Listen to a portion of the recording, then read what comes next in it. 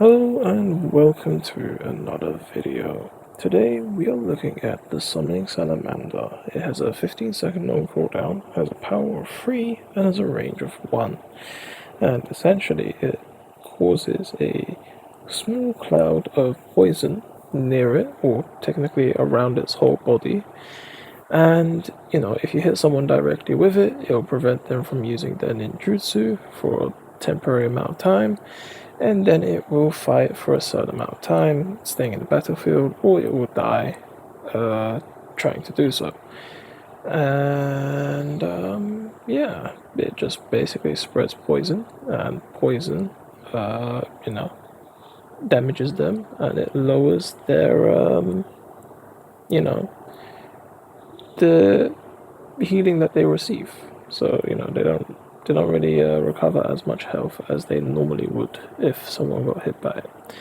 And the salamander actually does remove hyper armor.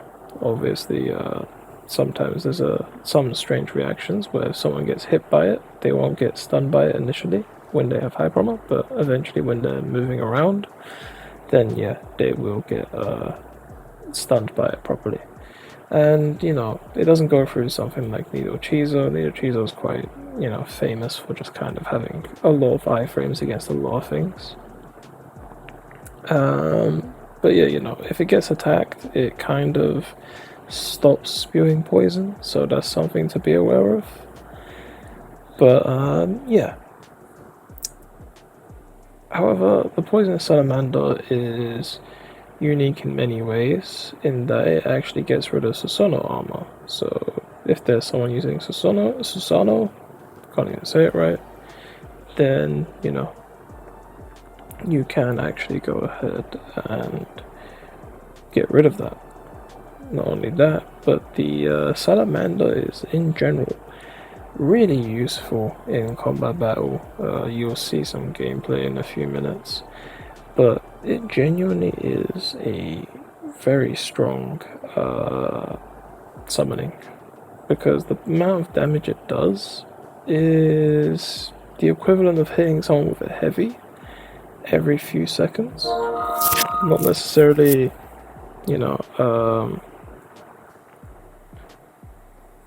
over the top strong that you're going to notice immediately, but if they get hit with it once, their health is most likely going down to almost half a HP. If they get hit with it twice, then they're definitely getting half a HP. If they get hit with it 3 times, they might actually get quite low. They might have only like a quarter of their health left.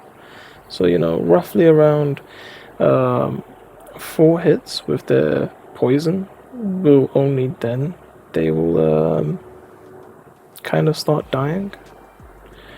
But yeah, it's quite unique. It genuinely is quite unique, in my opinion, for what it does and how well it does it. Because it's surprising how often that you'll land a salamander. And yeah, that's all I can really say. It's just such a unique summoning. I mean, it really helps with flag and stuff like that. And obviously, Kamui is Kamui. You're not really going to get past anything with it.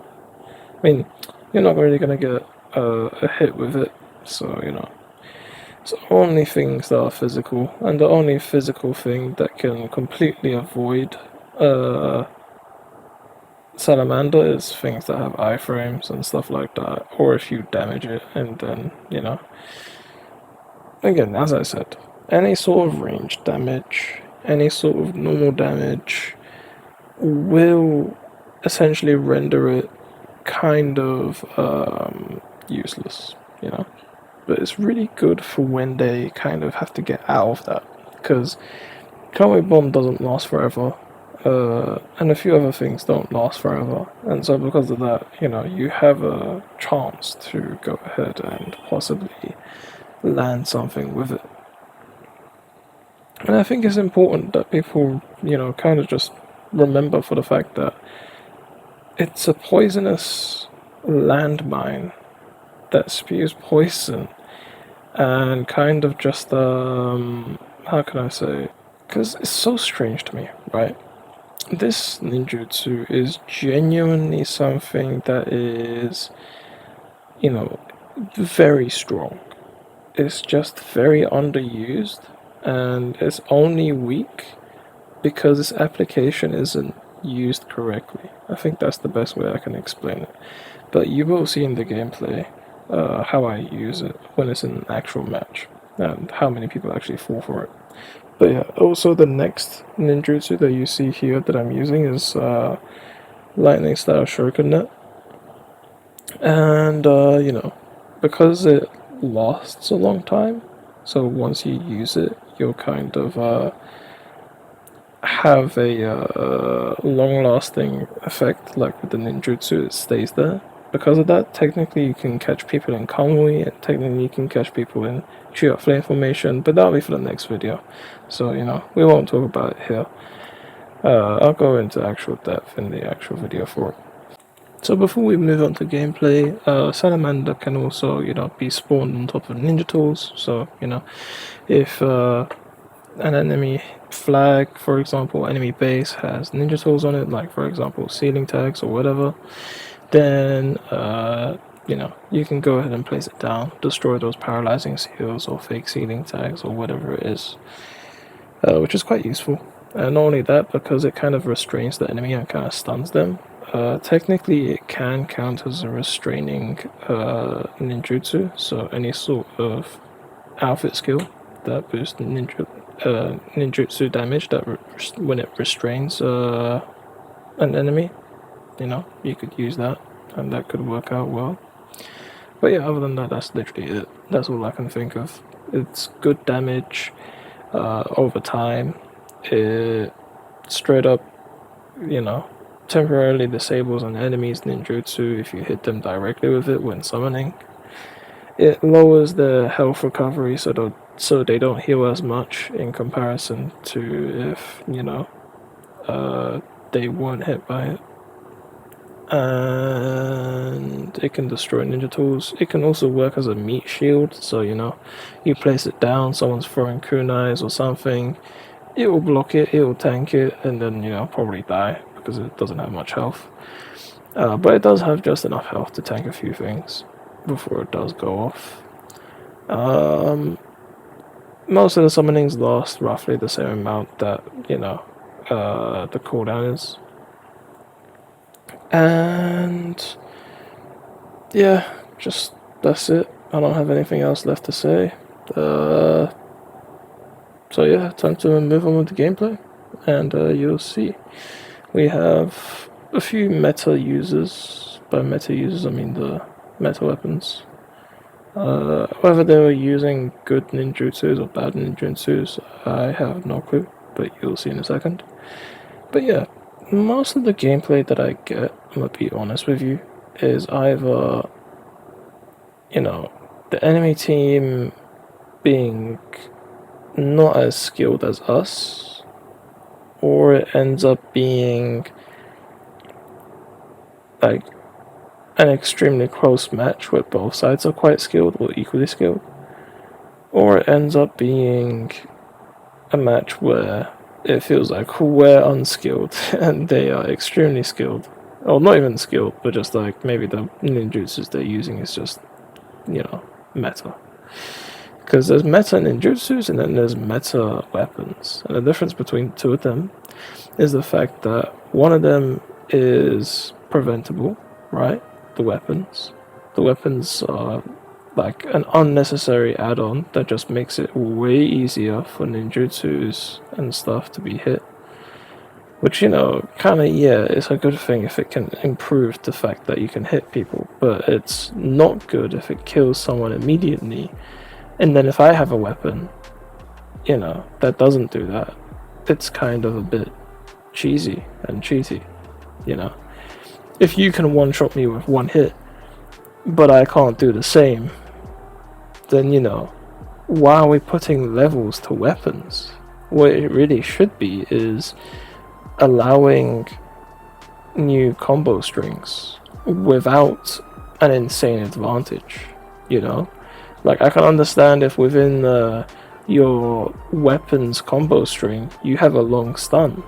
Okay, that's completely fine. As long as eventually I can like get knocked out of that stun.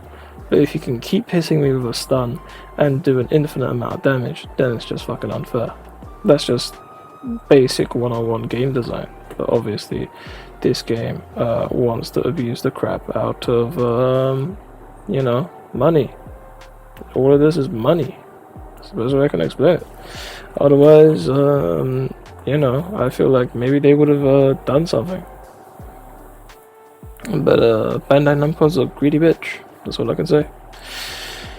But yeah, other than that, it is what it is. And it's something that we've got to deal with now, I suppose. Until eventually they kind of decide, oh hey, maybe we should change something. Maybe we should try and improve. Which would be a unique angle for Shinobi Striker, and I think they would gain a much higher player base by actually improving the game's quality, right? That's number one.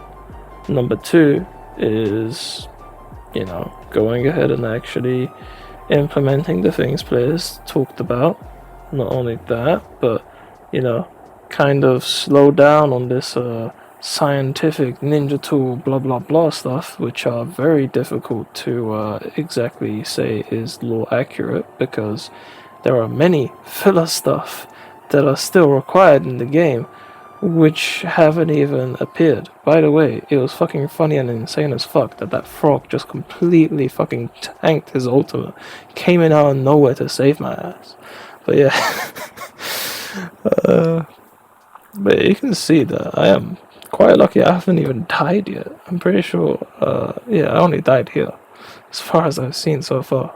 Maybe I might have died 2 times, but it's still insane that I got 11 kills in this gameplay. But yeah,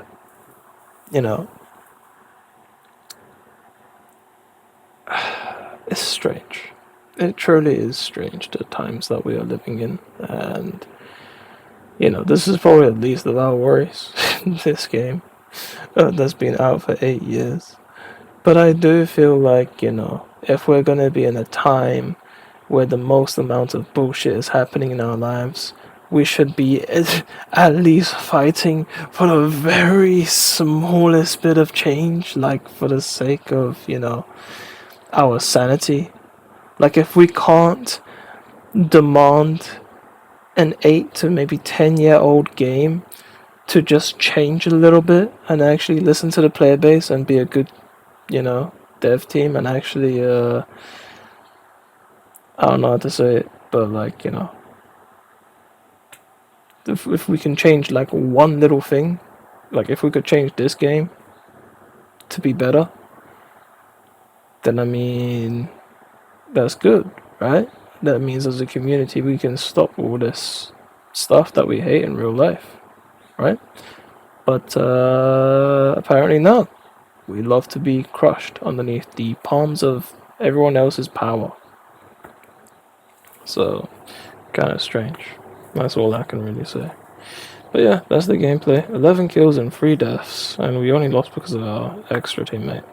But it is what it is, and that was that. See you later.